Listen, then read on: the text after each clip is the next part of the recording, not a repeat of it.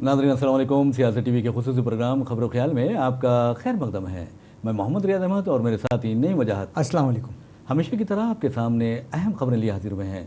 नाज़रीन, जैसा कि आप जानते हैं कि हम जो खबरें आपके सामने पेश करते हैं वो कल की अखबारात की सुर्खियाँ बनती हैं। न सिर्फ सुर्खियाँ बनती हैं बल्कि उन खबरों को इलेक्ट्रॉनिक मीडिया गैर मामूली अंदाज में नशर करता है। इसी तरह सोशल मीडिया पर भी ये खबरें वायरल होती हैं। बहरहाल नाज़रीन, आपको बता दें कि जहाँ तक इंतखाबी मौसम का सवाल है ये तो शिद्दत इख्तियार कर गया है, लेकिन जो सबसे अहम खबर है वो थाने से ताल्लुक़ रखती है। आप अच्छी तरह जानते हैं कि महाराष्ट्र का जो शहर है थाना, वो अपनी एक मुनफरिद पहचान रखता है। लेकिन थाने में एक केमिकल फैक्ट्री में आज दोपहर ज़बरदस्त धमाके हुए, जिसके नतीजे में 4 अफराद अपनी ज़िंदगियों से महरूम हो गए, जबकि 25 के बारे में कहा जाता है कि 25 अफराद शदीद ज़ख्मी हुए हैं। हद तो यह है कि आग भड़कने के नतीजे में बाजू की जो 2 इमारतें थी वो भी उसकी लपेट में आ गई और उसमें उन इमारतों में एक कार शोरूम भी था। इस तरह कहा जा रहा है कि नुकसान बहुत ज़्यादा हो सकता है और आखिरी इत्तलात आने तक कम अज़ कम 25 फायर फाइटर्स या फायर स्टेशन फायर इंजन्स की खिदमत हासिल की जा रही थी, आग बुझाने में मसरूफ़ थी। और ये कहा जा रहा है डिप्टी चीफ मिनिस्टर फडणवीस के हवाले से कि आइंदा 4 घंटों में आग पर काबू पाया जा सकता है। तो ये खबर पहली है, लेकिन हम इस खबर पर तबसरा नहीं करेंगे बल्कि आपको लिए चलते हैं पप्पू की जानिब। और ऐसा लगता है कि पप्पू अब पप्पा बन गया है, खासतौर पर नरेंद्र मोदी के लिए। आप अच्छी तरह जानते हैं नाजरीन कि बीजेपी ने राहुल गांधी जैसी डायनामिक पर्सनालिटी के खिलाफ जो एक तहरीक शुरू की थी, पप्पू उनको का नाम उन्हें दिया था और कहा था कि राहुल गांधी पप्पू है। लेकिन हालिया अरसे के दौरान खासतौर पर आप देखेंगे कि भारत जोड़ो यात्रा के जरिए उन्होंने साबित कर दिया कि वो पप्पू नहीं बल्कि पप्पा है। तो अब बहरहाल नईम वजाहत हमारे साथ हैं, तो हम चलते हैं नईम वजाहत की तरफ और सवाल करते हैं कि अब पप्पा कौन है, पप्पू कौन है। देखिए, राहुल गांधी की जिस हम बात कर रहे हैं वो ऐसे घराने से ताल्लुक़ रखते हैं जिन्होंने सियासत में अपनी आंखें खोली। मैं ये कहना चाहता हूँ कि उन्हें सियासत विरासत में मिली है। वो चाहते तो 2004 में पहली मरतबा लोकसभा के रुकने पार्लियामेंट मुंतखब हुए थे, तब मरकज़ी वज़ीर बन सकते थे, उन्होंने उसको कबूल नहीं किया। 2009 में भी कांग्रेस की गवर्नमेंट आई थी, तब भी उन्हें वज़ीर आज़म का ओहदे के लिए पेशकश की गई थी। राहुल गांधी ने तभी भी उससे इनकार किया था। वो अवामी खिदमत अंजाम देते रहे, अवामी मसाइल पर पार्लियामेंट में हो या पार्लियामेंट के बाहर बात करते हुए। आप देखेंगे कि मनमोहन सिंह के दौरे हुकूमत में भी एक कानून ऐसा था जो अवाम के ख़िलाफ़ था, तो उन्होंने उस कानून को फाड़ दिया था, जबकि कांग्रेस की गवर्नमेंट थी, मनमोहन सिंह कांग्रेस के प्राइम मिनिस्टर थे। तो इससे अंदाज़ा लगाया जा सकता है कि राहुल गांधी मौजूदा दौर के अवामी रहनुमा हैं। बीजेपी को डर है, किसी और से डर नहीं है, डर है सिर्फ और सिर्फ राहुल गांधी से। जी जी। तो राहुल गांधी की इमेज को ख़राब करने के लिए बीजेपी ने मीडिया, सोशल मीडिया का बेजा इस्तेमाल करते हुए हज़ारों करोड़ रुपए खर्च करे उनके खिलाफ, जिसके बाद ये इमेज पैदा हो गई कि राहुल गांधी अब बेफैज़ है, बात नहीं कर सकते, या फिर उनकी बातों को तोड़ मोड़ कर पेश किया जाता था। फिर या वो अगर किसी एक तबके की बात करते हैं तो वो तबके के ख़िलाफ़ मुख्तलिफ इल्ज़ाम आयद कर दिए जाते थे। राहुल गांधी ने इलेक्शन से पहले कहा था कि हम मोदी की ताकत को ख़त्म कर देंगे। उनका इशारा इलेक्ट्रॉनिक वोटिंग मशीन की तरफ था, लेकिन मोदी ने उसका रुख ख़वातीन की तरफ मोड़ दिया और ये कहा कि राहुल गांधी ख़वातीन के ख़िलाफ़ जा रहे हैं। जी जी। तो इस तरह से बड़े पैमाने पर राहुल गांधी के इमेज को मस्क करने की कोशिश की गई। हज़ारों करोड़ रुपया खर्च किया गया। मुल्क का गोदी मीडिया पूरा मोदी मोदी करता रहा और कभी उन्होंने राहुल गांधी की अच्छाई को नहीं देखा, उनकी अवामी हमदर्दी को नहीं देखा, अवाम के दरमियान वो घुल मिल रहे हैं वो उसको नहीं देखा, अवामी मसाइल किस तरह उठा रहे हैं उसको नहीं देखा। ये सब कब तब्दील हो गया? जब राहुल गांधी ने पद यात्रा की 4,000 किलोमीटर तक। जी। राहुल गांधी की पद यात्रा के बाद माहौल बिल्कुल तब्दील हो गया। यहाँ तक कि कल तक जो तनकीद करने वाले मीडिया थे वो भी अब आवाम के रुझान को देखते हुए थोड़ा बहुत राहुल गांधी की तायद करने की तरफ माहिर हुए हैं। मगर आज भी गोदी मीडिया राहुल गांधी के ख़िलाफ़ है, कांग्रेस के ख़िलाफ़ है। राहुल गांधी जो भी कहते हैं उसके ख़िलाफ़ बात की जाती है। देखिए, पहला ये कहा गया कि कांग्रेस का जब मैनिफेस्टो तैयार किया गया था 26 वादे किए गए थे, तो वज़ीर आज़म ने सबसे पहले ये कह दिया कि ये मुस्लिम लीग का जी जी हाँ मैनिफेस्टो है। यही नहीं हुआ, फिर देखें कि दूसरी मरहले में भी कांग्रेस को अच्छी खासी कामयाबी होती नज़र आई, तो वज़ीर आज़म ने कह दिया कि अगर कांग्रेस को वोट दिया गया तो कांग्रेस की हुकूमत की जानिब से हिंदुओं की जायदादें, यहाँ तक कि ख़वातीन के मंगलसूत्र भी मुसलमानों में तकसीम कर देंगे। इस तरह से हर एक मरहले में नई नई बात कहते गए और राहुल गांधी की इमेज को ख़त्म करने की कोशिश करते गए। लेकिन राहुल गांधी और प्रियंका गांधी डटे रहे और लड़ते रहे आखिरी दम तक। जी जी।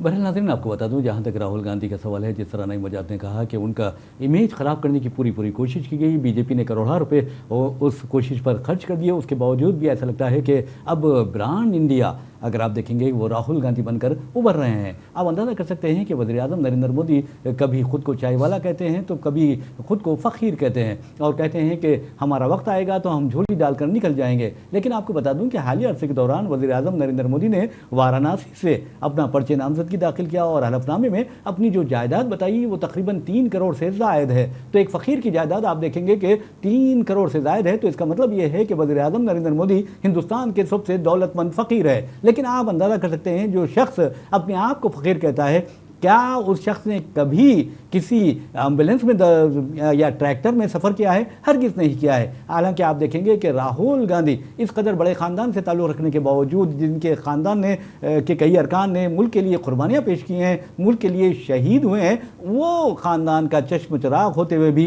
वो आम आदमी के साथ आप देखेंगे बसों में सफ़र कर रहे हैं, ऑटो में सफ़र कर रहे हैं, यहाँ तक कि ट्रैक्टर्स में, एम्बुलेंस में भी वो सफ़र करते हुए देखे जा सकते हैं। क्या वज़ीर-ए-आज़म के बारे में जो खुद को फ़कीर कहते हैं, आप ऐसा तस्वुर कर सकते हैं कि वो किसी ऑटो में सफ़र कर सकते हैं? हो सकता है कि वो बहाना बनाएंगे कि ये सिक्योरिटी का मामला है, सिक्योरिटी की वजह से वो ऐसा नहीं कर सकते। ऐसी कोई बात नहीं है। अगर आप चाहें तो आप देखेंगे कि मेट्रो में भी आम आदमी के साथ आप बात कर सकते हैं। लेकिन वज़ीर-ए-आज़म नरेंद्र मोदी देखिए, जैसे ही इस तरह के वाक़यात पेश आते हैं, मिसाल के तौर पर वो एंटी मुस्लिम जो बयानात दे रहे हैं वज़ीर-ए-आज़म नरेंद्र मोदी, एक तस्वीर बहुत ज़्यादा वायरल हो रही है ट्रेन की, यानी मेट्रो ट्रेन की। 2 बेचारे दाढ़ी वाले हैं और नाम के ऐसा लगता है कि मुसलमान है, वो वज़ीर-ए-आज़म के बाजू बैठे हुए हैं और वज़ीर-ए-आज़म उनसे खुशगवार अंदाज में बात कर रहे हैं। उन लोगों ने ये तस्वीर शेयर नहीं की, बल्कि आप देखेंगे कि जो भक्त हैं उन लोगों ने ये तस्वीर शेयर कर दी और ये जाहिर करने की कोशिश की कि वज़ीर-ए-आज़म तो मुसलमानों के हमदर्द हैं। वो कितने हमदर्द हैं आप अच्छी तरह जानते हैं। 2002 में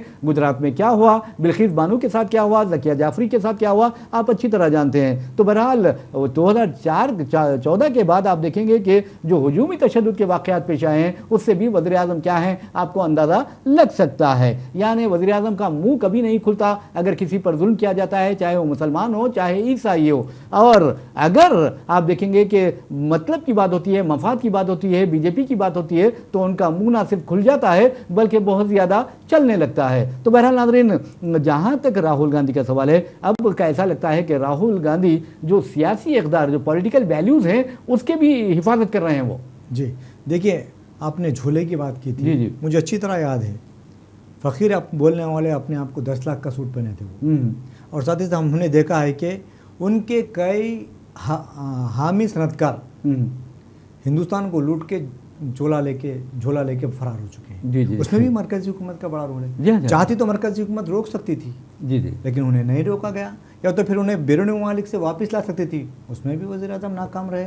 और बार बार ये कहते हैं कि चाय वाला हूँ। आपने कभी चाय वालों के साथ जाके कभी मुलाकात नहीं की? जी। उनकी ज़िंदगियों को जानने की कोशिश नहीं की? जी हाँ। आप देखेंगे कि आप बीजेपी के कई कायदीन ये कहते हैं कि हमारा ख़ानदानी सियासत से कोई ताल्लुक़ नहीं है। जी। आज निकाल के देख लीजिए, हर बीजेपी के बड़े कायद का कोई ना कोई बेटा, बहू, बेटी या कोई दामाद या कोई ना कोई सियासत में है और ओहदों को एंजॉय कर रहा है। अब देख लीजिए आप, अमित शाह है, जी हाँ, वज़ीर दाखिला है, जी, उनके फर्जन है, BCSA की सेक्रेटरी है। कैसा होते हैं समझ नहीं आता मुझे। कभी उन्होंने क्रिकेट खेला है? वो तो सबका सवाल है, सबकी बात यह है। और हमने देखा कि कोरोना के वक्त कई कंपनियां बंद हो चुकी थी या फिर नुकसान में थी। जी हाँ। लेकिन जयशा की कंपनी ने 4-5 गुना ज़्यादा इजाफा मुनाफा कमाया है। जी। अगर जयशा के पास इतनी काबिलियत है तो मैं समझता हूँ कि मरकज़ी हुकूमत को उनकी खिदमत से इस्तेफादा करना चाहिए। वज़ीर फाइनेंस बनाना चाहिए था। वज़ीर फाइनेंस बनाइए या और कुछ बनाइए। हिंदुस्तान की माशियत का जो नुकसान जो घट रही है उसको मुस्तकम करने के लिए उनकी खिदमत से इस्तेफादा किया। बिल्कुल आपने सही कहा। बहरहाल नाज़रीन, आपको बता दूं कि खिदमत वही करता है जिसमें सलाहियत होती है, खिदमत वही करता है जिसमें जज्बा होता है आवाम की खिदमत का। वरना आप देखेंगे कि वज़ीर-ए-आज़म नरेंद्र मोदी ने जो पढ़े लिखे नौजवान थे, तालीम याफ्ता नौजवान थे, उन्हें रोज़गार देने का तो वादा किया था। 2 करोड़ मुलाजिमतें हर साल फराहम करने का उन्होंने वादा किया था। 10 साल के दौरान इसका मतलब ये होता कि 20 करोड़ बेरोज़गार नौजवानों को रोज़गार मिलता। लेकिन उन्होंने जो वादा किया था उसे पूरा भी किया और कहा कि जो तालीम याफ्ता नौजवान हैं उन्हें पकोड़े बेचना चाहिए। तो आप अंदाज़ा कीजिए कि वज़ीर-ए-आज़म किस तरह की बात करते हैं, उनकी बातें सुनिए, उनका बॉडी लैंग्वेज देखिए, उनका लब व लहजा देखिए, और राहुल गांधी को देखिए कि उनमें कितनी शाइस्तगी होती है। जब बात करते हैं तो इंतहाई नरमी से बात करते हैं, सॉफ्ट स्पोकन होते हैं, किसी को तंज़ व ताने का निशाना नहीं बनाते। और आप ये भी देखेंगे अब उन्होंने वज़ीर-ए-आज़म को निशाना बनाना शुरू कर दिया है और यहाँ तक कहा कि मोदी जी आप क्यों डर रहे हैं, क्यों डर रहे हैं मोदी जी? देखिए, उनको मालूम है कि अब तक 5 मरहलों के रायदही हो चुकी है जी। हिंदुस्तान में लोकसभा हलकों के 7 मरहलों की रायदही होने वाली है, जिसमें 5 मुकम्मल हो चुके हैं। मैं समझता हूँ कि अभी 110 से 120 कुछ और नशिस्तें बाकी है, जिसके लिए शायद कल है 24 जी 25 को एक मरहला है, फिर 1 जून को एक मरहला है, फिर 4 जून को नताइज हैं उसके। मोदी को ये अंदाज़ा हो गया है कि मुल्क में जो हवा चल रही है, मुखालिफ बीजेपी हवा चल रही है, मुखालिफ एनडीए हवा चल रही है। लोग इंडिया इत्तेहाद को पसंद कर रहे हैं, हर जगह पे इंडिया इत्तेहाद की वाह वाह हो रही है, जो मोदी को और अमित शाह को और बीजेपी के जो चाहने वाले हैं उनको पसंद नहीं आ रही। जी। लिहाजा वो कुछ ना कुछ नई बात करते हैं। आप बताइए, पीओके की बात अब की जा रही है। जी हाँ। 10 साल से क्या कर रहे थे आप? मैं ये कहना चाहता हूँ, किसने रोका है आपको पीओके हासिल करने से? जी हाँ। आप करें 10 साल से क्यों नहीं करें? हाँ। आज क्यों आपको पीओके याद आ रहा है? आप चीन दरअंदाजी कर रहा है, जी। उस पर क्यों नजर नहीं आती आपकी? क्यों खौफजदा है आप? राहुल गांधी से सवालात कर रहे हैं जो आवाम के दिलों में आवाम को सच लग रहे हैं, जिससे मोदी को डर लगना शुरू हो गया है। उनको ये लगना शुरू हो गया कि अगर शायद वो वज़ीर आज़म के ओहदे पे फायज नहीं होंगे तो उनका मुस्तकबिल कैसा रहेगा। हाँ, ये भी है। क्या जिस तरह केजरीवाल जेल में है या फिर हेमंत सोरेन जेल में है, वो भी जेल में हो सकते हैं? इस तरह शायद मैं समझ रहा हूँ वो सोच ले रहे होंगे, इसलिए शायद डरो खौफ में हैं और बुकलाट का शिकार हो गया। आप देखेंगे कि बीजेपी के कौमी तर्जुमान हैं संबित पात्रा, उन्होंने भगवान को भी मोदी का भक्त बना दिया। जी। एक दिन ऐसा आएगा, अगर इत्तेफाक से अगर लोगों ने गलती की है, दोबारा बीजेपी को इख्तियार में लाने की गलती की है, तो एक दिन वो भी आएगा, बीजेपी पूरे हिंदुस्तान में मोदी मंदिर बनाएगी और हिंदुओं से कहेगी कि आप मंदिर के दर्शन करें। भगवान के अवतार है ये, इस तरह की बातें करेगी। नाज़रीन, आपको जैसा कि नई मजाद ने कहा कि संबित पात्रा ये ओडिशा की एक पार्लिमानी हल्का है, पूरी से इंतखाब लड़ रहे हैं। उन्होंने वाज़े तौर पर कहा है कि भगवान जगन्नाथ जो हैं हिंदू बहुत ज़्यादा चाहते हैं और कहते हैं कि भगवान जगन्नाथ उनके लिए बहुत कुछ है। और संबित पात्रा कहते हैं कि जगन्नाथ जो हैं, भगवान जगन्नाथ भी मोदी के यानी भक्त है। तो आप अंदाज़ा लगाइए 25 मई को इंतखाब वहाँ पर रायदही होने वाली है। अगर इनमें अपने भगवान से मोहब्बत है, मैं समझता हूँ को, तो फिर वो यानी संबित पात्रा के खिलाफ वोट देंगे। चाहिए बताइए, आप क्या इलेक्शन कमीशन ने इसके खिलाफ कोई कार्रवाई की? इलेक्शन कमीशन की बात मत कीजिए आप। इस वक्त इलेक्शन कमीशन आप देखिए, वज़ीर-ए-आज़म नरेंद्र मोदी हिंदू मुस्लिम करते हैं, नोटिस वो राहुल गांधी को भी देता है। ये क्या है समझ नहीं। ये बताइए, क्या बीजेपी ने इसका कुछ खास नोट लिया है? नहीं है, बीजेपी ने तो खामोशी अख्तियार की है, क्योंकि वो समझ रही है कि उससे फायदा होगा, लेकिन उससे नुकसान होने वाला है। इसका मतलब ये है कि अब बीजेपी, ये अब मोदी इतना बड़े हो गए हैं कि वो भगवानों से भी बड़े हो गए। जी हाँ। राम मंदिर का जब इफ्तिताह हो रहा था, साधु संतों ने उसका बायकॉट किया था। अरे नहीं भैया, आप क्यों जाते हैं? आप एक सेक्युलर मुल्क के वज़ीर-ए-आज़म हैं, आपको मंदिर का इफ्तिताह करने की इजाज़त नहीं है,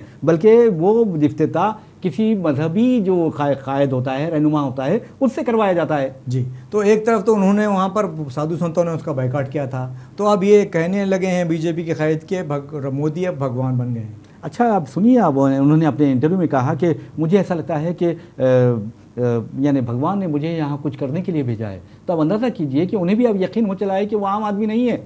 सही है। तो उन्हें संन्यास लेना चाहिए, कहीं जाकर आवाम की खिदमत करना चाहिए। जी वो दिन भी आ जाएगा। जी जी जी, वो दिन भी आ जाएगा। बहरहाल नाज़रीन, हम फिर बात करेंगे मोदी और की, यानी पप्पू की और पप्पा की। लेकिन आपको बता दूं कि जहां तक थाने का सवाल है, मैंने आपको बताया कि थाने में जो एक केमिकल फैक्ट्री है वहां पर ज़बरदस्त धमाका हुआ और धमाके में 4 अफराद अपनी ज़िंदगियों से महरूम हो गए, 25 ज़ख्मी हुए हैं। और उनका ये deputy chief minister Maharashtra Fadnavis का ये दावा है कि कम से कम 8 अफराद को बचा लिया गया है। और वहाँ बहुत ज़्यादा आग भड़क उठी थी। और जो ऐनी शाहिदीन से के हवाले से जो रिपोर्ट्स आ रही हैं उसमें बताया गया है कि 3 धमाके सुने गए। देखिए, ये बड़ा अफसोस का मामला है। जी जी, इंसानी जिंदगियां तलफ हुई हैं। जी जी, उनके ख़ानदान पे क्या गुजरी हुई वही लोग अच्छी तरह बिल्कुल जानते बिल्कुल। हैं। हुकूमत को इस पर गौर करना, संजीदगी से गौर करना चाहिए। अगर हो सकता है शहरी आबादियों से केमिकल फैक्ट्रियों को दूर किया सकता है तो इस पर गौर करना चाहिए। और साथ ही साथ जिन लोगों की मौत वाक़ हुई है उनके ख़ानदान के साथ पूरा इंसाफ करना चाहिए। एक्सग्रेशिया के तौर पर भारी रकम दी जानी चाहिए। उनके अरकान ख़ानदान को दी जा सकती है तो मुलाजिमतें दी जाना चाहिए, या फिर मकान के अलावा हुकूमत की जो भी फलाही स्कीमात है उससे इस्तेफ़ादा पहुँच सकता है तो पहुँचाया जाना चाहिए। ये इंसानी हमदर्दी की बुनियाद पे ये सब काम किए जाना चाहिए। हाँ, बहरहाल नाज़रीन, आपको बता दूं कि ये वाक़या अमुदान केमिकल फैक्ट्री में पेश आया जो डम्बी वाली में वाक़ है। तो बहरहाल आपको बता दूं नाज़रीन, बोलो। हाँ, बहरहाल नाज़रीन, आपको बता दूं कि ये वाक़या बहुत ही अलमनाक वाक़या है और इस पर तमाम को इज़हार ताज़ियत भी करना चाहिए। लेकिन इज़हार ताज़ियत के साथ मोदी हुकूमत को चाहिए, ख़ास तौर पर मोदी हुकूमत को, क्योंकि वहाँ पर बीजेपी की इत्तेहादी हुकूमत है। ऐसे में वहाँ ये देखना चाहिए कि आप मुआवजा कितना देते हैं। 2 लाख रुपये दे देंगे, आप खामोश बैठ जाएंगे तो इससे कुछ होने वाला नहीं है। बल्कि इन जो महलूकीन के वर्षा को मैं समझता हूँ कि फ़िकस 1-1 करोड़ रुपये तो दिया जाना चाहिए। मैं समझता हूँ ये इलेक्शन कोड है शायद। नहीं, ऐलान तो कर सकते हैं, इलेक्शन कोड इंसान करना तो चाहिए। जी जी, करना तो चाहिए। अगर इलेक्शन कोड है ऑफिशियली तौर पर अनाउंस नहीं किया जा सकता है तो मुतासरा ख़ानदान से बुला के उनके लोगों से बातचीत की जानी चाहिए। जी जी, उनको एतमाद में लेना चाहिए, क्योंकि कई ख़ानदान उजड़ चुके हैं इससे। जी जी, तो उन्हें सहारा देना हुकूमतों की जिम्मेदारी है। एक और ख़बर की जानिब हम चलते हैं। इस खबर का ताल्लुक तेलंगाना से है। 2 जून को तेलंगाना का यूम तासीस मनाया जा रहा है और तेलंगाना का जो तराना है वो तराने का रिलीज़ भी अमल में आएगी और सोनिया गांधी को बहैसियत मेहमान खुसूसी मदऊ किया गया है। इस पर बीजेपी लीडर किशन रेड्डी ने कहा कि आखिर सोनिया गांधी को क्यों मदऊ किया है, तो आप जवाब दीजिए। देखिए, एक बात तो यह है कि सबसे पहली बात यह है कि जब तेलंगाना तश्कील दिया था 2014 में, भले ही इलेक्शन में BRS हुकूमत कायम हुई थी, उसी वक्त जबकि हुकूमत जो चीफ मिनिस्टर थे उनकी इंसानी जिम्मेदारी के तहत सोनिया गांधी को मदऊ करना चाहिए था। लेकिन उन्होंने शायद BRS और कांग्रेस की वजह से सोनिया गांधी को मदऊ नहीं किया, बल्कि शायद मैं समझता हूँ कि पार्लियामेंट असम्बली में एक ही मरतबा सोनिया गांधी की वजह से तेलंगाना बना, इस तरह की उन्होंने बात की थी। हकीकत थी वो। उसके बाद में हमेशा सोनिया गांधी की मुखालिफतें करते आ रही थी। अब जैसा ही तेलंगाना में कांग्रेस की हुकूमत कायम हुई है तो वादे के मुताबिक तेलंगाना में जब हुकूमत तश्कील दी गई तो सोनिया गांधी का बड़े पैमाने पर खैर ख़त्म किया गया। अब पहली मरतबा तेलंगाना हुकूमत में यूम तासीस तकरीब मुनक़िद की जा रही है जी। तो मैं समझता हूँ कि हुकूमत की जानिब से सोनिया गांधी को मदऊ करने का जो फ़ैसला किया गया है वाक़ई बचाने का। जी, क्योंकि 60 साल से जो तहरीक जारी थी, कई लोगों ने इसमें अपनी ज़िंदगियाँ कुर्बान की हैं, बड़े पैमाने पर नुकसान को बर्दाश्त किया है। उसके बाद तेलंगाना हासिल हुआ है। तो जब सोनिया गांधी को बुलाया जाता है तो इसमें कोई बुराई नहीं है और ना ही इसको सियासी सूरत एंगल में देखने की ज़रूरत है। बिल्कुल आपने सही कहा। बहरहाल नाज़रीन, आपको बता दूं कि जहाँ तक सोनिया गांधी का सवाल है, कांग्रेस का सवाल है, सोनिया गांधी के बारे में खुद साबिक़ चीफ मिनिस्टर KCR ने वाज़ेह तौर पर कहा था कि तेलंगाना के हुसूल में सोनिया गांधी का अहम किरदार है। और यह हद तो यह है कि उनकी मंदिर यानी सोनिया मंदिर बनाने का भी ऐलान किया गया था और उन्हें ज़बरदस्त तहनीत पेश करने का भी ऐलान किया गया था। फिर बाद में आपने देखा कि किस तरह वो दूर हो गए। एक यादगार तस्वीर है पूरी KCR फैमिली साथ है सोनिया गांधी के, यानी अलहदा तेलंगाना की तश्कील के बाद। तश्कील का जब अनाउंस हो गया था, जी जी, जब गए तो जब जाके उन्होंने अपने अरकान ख़ानदान के साथ सोनिया गांधी के घर पर मुलाकात की थी। बात जब तो ये चल रही थी कि पार्टी को जम करने की। जी जी। पता नहीं बाद में हुआ क्या, KCR अपने ज़बान से मुनहरिफ हो गए। उन्होंने कांग्रेस पार्टी में अपने जम नहीं किया BRS को, बल्कि तनहा मुकाबला किया। अब भी मुकाबला कर रहे हैं, बल्कि कई मरतबा कौंसल में ये करारदाद मंजूर की गई कि कांग्रेस को असम्बली और कांग्रेस उसमें कौंसल में कि कांग्रेस को BRS में जम कर रहे हैं, इस तरह की करारदाद मंजूर तो बहरहाल हम तराने की बात कर रहे थे, तेलंगाना के तराने की, तो आपको बता दूं कि रेवंत रेड्डी बहुत ही जारहाना अंदाज में इक़दाम कर रहे हैं, ख़ासतौर पर तेलंगाना में जो बीआरएस की पहचान है या केसीआर की पहचान है उसे मिटाने की। और आपको ये भी बता दूं कि एंडे श्री ने ये तराना लिखा है, जया जया है तेलंगाना, और उसकी जो म्यूज़िक दी है MM के रावनी ने दी है। और 2 जून को आप देखेंगे यौम तासीस के मौके पर इस तराने की रिलीज़ अमल में आएगी। लेकिन एक खबर, बहुत अच्छी खबर है, ख़ासतौर पर ऐसे लोग जो मोबाइल फ़ोन्स अपने यानी गुम हो जाते हैं, जिनके मोबाइल फ़ोन या सरखा हो जाते हैं, तो तेलंगाना की पुलिस ने, आपको बता दूं कि अब तक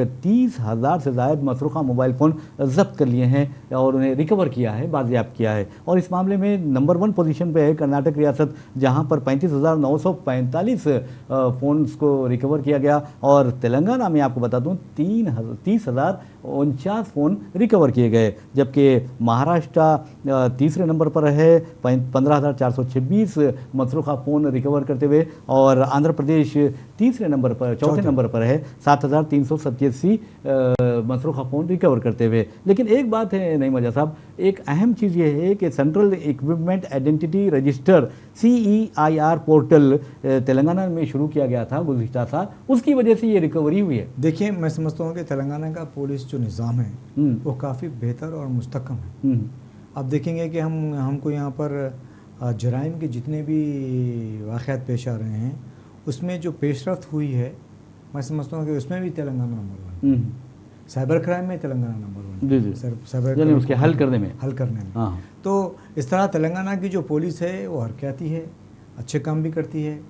लोगों का, जिस तरह आपने कहा कि फ़ोन रिकवर करके दिया है, कई ऐसे मसले हैं जिसमें मुल्क में तेलंगाना के पुलिस को एक इज़्ज़त की निगाह से देखी, उसमें शायद ये कारनामा भी शामिल है। जी जी, बिल्कुल आपने सही कहा है। तो बहरहाल ये बहुत अच्छी बात है कि इस तरह अगर मसरूक़ा फ़ोन बरामद किए जाते हैं, रिकवर किए जाते हैं, तो ये आवाम के लिए, आवाम की बहबूद के लिए बहुत अच्छी बात है। बहरहाल नाज़रीन, जहाँ तक रियासत में लोकसभा इंतखाबात का इनेकाद हुआ है, आप देखेंगे कि 17 पार्लिमानी नशिस्तों पर इंतखाबात हुए थे, और पिछले यानी 2019 के पार्लिमानी इंतखाबात में BRS ने 19 हलकों में कामयाबी, 19 में से आप देखेंगे कि 9 हलकों में कामयाबी हासिल की थी। लेकिन अब कांग्रेस जो हुक्मरान जमात है उसके बारे में कहा जा रहा है कि कम से कम 10 हलकों में कामयाबी हासिल करेगी। लेकिन एक यानी बुरी खबर यह है कि बीजेपी के बारे में कहा जा रहा है, ख़ासतौर पर जो सेक्युलर माइंडेड लोग हैं उनके लिए बुरी खबर यह है कि बीजेपी इस मरतबा 6 से लेकर 8 हलकों में कामयाबी हासिल करेगी। और ख़ुद कांग्रेसी कायदीन के बारे में कहा जाता है कि वो अपनी निजी महफिलों में ये कह रहे, इस खदशे का इज़हार कर रहे हैं कि बीजेपी के नशस्तों में 2 का इजाफा हो सकता है। देखिए, ये बात सच है कि क्रॉस वोटिंग हुई है, जिसके बाद सियासी जमातों में खलबली मची हुई। असम्बली का जो वोटिंग परसेंटेज था वो लोकसभा के वोटिंग परसेंटेज से बिल्कुल मुख्तलिफ और अलग रहा है। जहाँ पर लोगों को ये लगा कि BRS कमज़ोर है, वहाँ पर BRS के कारकुनों की जानिब से या फिर उनके हामियों की जानिब से सिर्फ़ और सिर्फ कांग्रेस को शिकस्त देने के लिए बीजेपी की तायद की गई। बल्कि ये भी कहा जा सकता है कि जिस तरह से मोदी मुल्क के लिए चेहरा बन के उभरा है, लोगों में भी ये ख्वाहिश पैदा हुई कि कई लोग, हिंदुओं में भी ये ख्वाहिश हुई कि कई मुस्लिम ममालिक हो सकते हैं, कई ईसाई ममालिक हो सकते हैं, तो एक हिंदू मुल्क क्यों नहीं हो सकता। जी। शायद और उनको ये लगा कि शायद मोदी ही वो काम कर सकता है, तो चंद लोगों ने उधर वोट दिया है।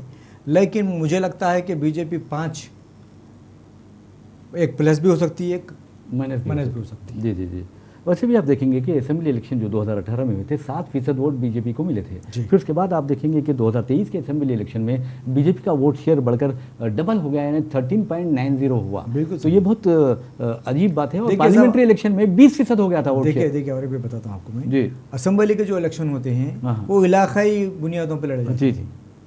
लोकसभा के जो इलेक्शन होते हैं वो कौमी मुफादात को मद्देनज़र रखते हुए इलेक्शन लड़े जाते हैं। आप देखेंगे कि कांग्रेस पार्टी जो है वो राहुल गांधी जी की क़यादत कर रहे हैं जी। उस पर लोगों ने, राहुल गांधी ने कई जमातों से नज़रियाती इख्तलाफात के बावजूद कांग्रेस पार्टी ने इंडिया इत्तेहाद तश्कील दिया है। इस मरतबा इंडिया इत्तेहाद जिस तरह से बीजेपी और इंडिया का मुकाबला कर रही है, इससे पहले किसी ने नहीं किया था। जी जी। तो लोगों में ये है कि लोग ये समझते हैं कि शायद मोदी को कोई शिकस्त नहीं दे सकते, लेकिन ये नहीं भूलना चाहिए कि एक ज़माना वो भी था, इंडिया इंदिरा इंडिया। बिल्कुल आपने सही कहा है। और नहीं वजह साहब फिलवक्त तेजस्वी यादव के बहुत ज़्यादा चर्चे हैं, क्योंकि उन्होंने बिहार में बीजेपी को परेशान कर रखा है, बीजेपी के इत्तेहादियों को परेशान कर रखा है, और उन्होंने 205 से ज़ायद रैलियों को खिताब कर लिया है अब तक। तो ये बहुत बड़ी बात है। वैसे भी नाज़रीन, आप अच्छी तरह जानते हैं कि जिस तरह बिहार के बारे में कहा जा रहा है, उत्तर प्रदेश में ये कहा जा रहा है कि बीजेपी को नुकसान होने वाला है। बहरहाल इस नुकसान के बारे में कल हम आपको बताएंगे, और क्योंकि वक्त भी ख़त्म हो चुका है। तो बहरहाल नाज़रीन, इसी के साथ हम अपना प्रोग्राम खबर ख्याल इख्तिताम को पहुँचाते हैं। मुझे मोहम्मद रियाज अहमद को और मेरे साथी नईम वजाहत को इजाज़त दीजिए। इंशाल्लाह फिर मुलाकात होगी, फिर बात होगी। तब तक के लिए अल्लाह हाफ़िज़। अल्लाह हाफिज़।